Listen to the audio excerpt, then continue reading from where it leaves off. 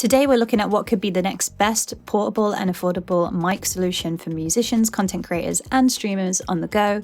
It's called the iRIG Stream Mic Pro from IK Multimedia. What I really love about these guys and the products that they are putting out there is that they seem to have a very sharp focus around musicians in the online world space that are looking for worthwhile solutions to improve the content they're already making. I typically host all the live streams that I do as a musician in the room that we're in right now, but I'm always looking for mobile solutions that can help me if we're on the road, if we're touring, if we're kind of just not around in the studio. So today I thought we'd take a closer look at the iRIG Stream Mic Pro to talk about some of its features and work out whether it's a worthwhile solution for musicians and content creators on the go. So first, here's a quick look at what you get in the box. The mic itself, we'll jump into its features in a sec. A mini DIN to lightning cable, a mini DIN to USB-C, and a thread adapter in case you want to attach it to an existing stand you already have. And that's it. Let's take a look at the mic itself. The first thing I noticed is that it's really light, which kind of makes sense because it's made of plastic. This central knob controls multiple features including the gain, mute, headphone volume, streaming level, loopback, monitor mix, patterns, and high-pass filter. That's a lot of responsibility for one little knob.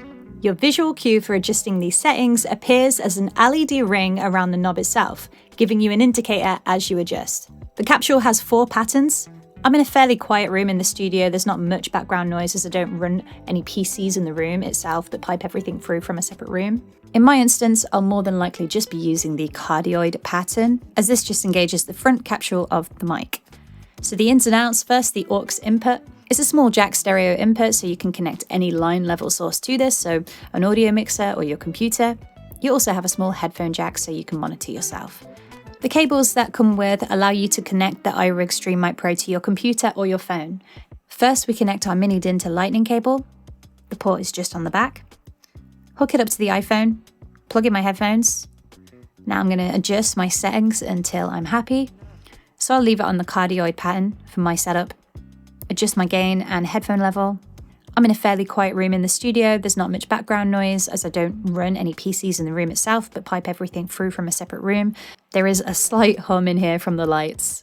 I would say this is a great option if you're a content creator, whether you're a musician or not, by the way, and you're looking to improve the audio quality on any videos that you natively shoot on your phone. Obviously, as soon as you record your audio on your phone and your video is done, there's no going back from that. Whereas bypassing the mic on your phone and actually using this instead, it's going to give you more scope and more control over that audio before you edit. If you're finding that you're recording a lot of your content on your phone and there's room for improvement there, depending on the content that you create really to improve on the audio, and you're looking for something that's portable and robust, then actually, yes, this is a great option. I love how light it is. I would much prefer to take something like this away with me if I were working remotely as a mobile kind of setup solution, as opposed to taking my studio mic, which I would fear could get damaged or lost, stolen, all of the above.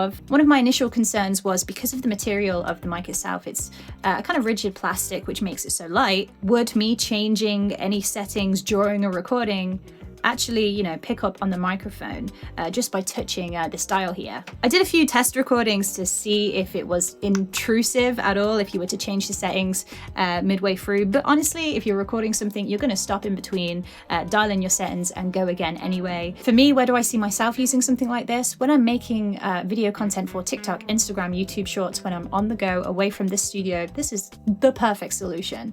If I were to host a podcast, also a perfect solution. Something robust, something small, easily compactable into a mini little suitcase situation. All in all, gotta applaud IK Multimedia for keeping musicians at the heart of what they do and the tools that they bring out.